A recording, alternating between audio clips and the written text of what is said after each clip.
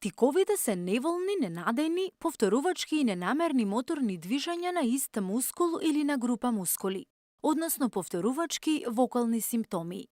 Овие движења или вокализации се начин на ослободување од одредена внатрешна емоционална и нервна напнатост.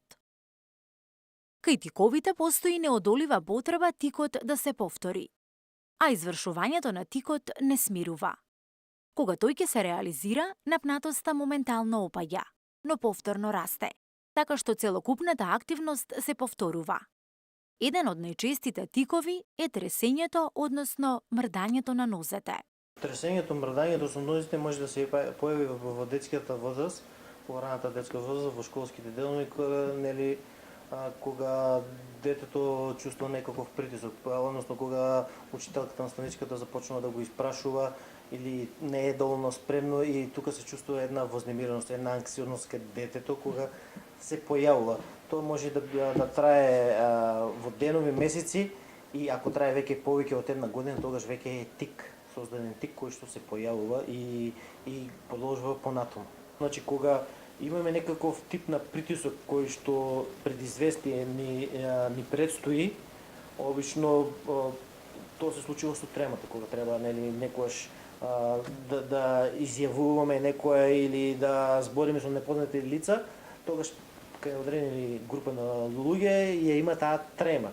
Сега, бидејќи има таа трема, тој не се чувствува сигурен и од тука понатаму се појавува еден тип на тик кој што го манифестира. На секој наредно такво манифестирање со трема го повторува тоа механичко движење како резултат на одделни надворешни состојби, значи се случува да се оформи таа анксиозност, таа вознемиреност. Во такви моменти лицето не може да се снајде, не може да се пронајде во целиот тој процес и го се ослободува од таа енергија, од тие моменти на тој начин.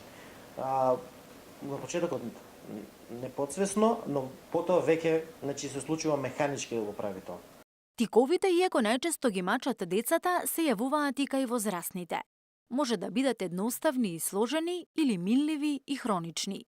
Тикот со тресење на нозете се карактеризира со непријатно чувство во нозете и неконтролирана потреба за придвижување на истите при мирување, со желба да се ослободиме од тие непријатни сензации кои се разликуваат по интензитет од лесни чувства до интензивни сензации. Настануваат ненадејно и брзо. Имаат тенденција да се повторуваат, а исчезнуваат во текот на спиењето.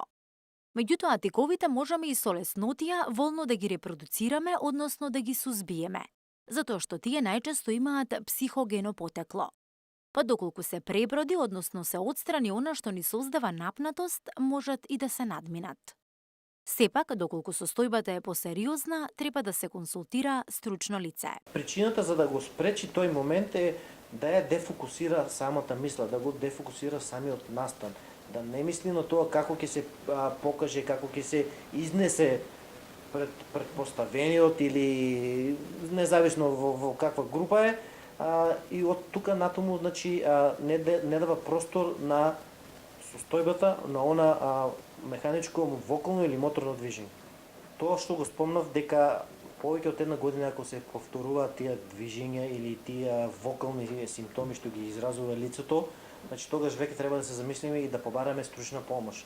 Стручната помош може да биде од психијатар, психолог, може да биде психофармаколошки, може да биде психотерапевски, со работни задачи, така да има повеќе начин како зависи во каква степен и на каква возраст е клиентот.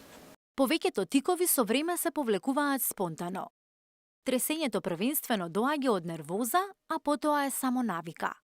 Иако не станува збор за болест опасна по живот, сепак може да го намали квалитетот на живење и способноста за вршење на секојдневните активности.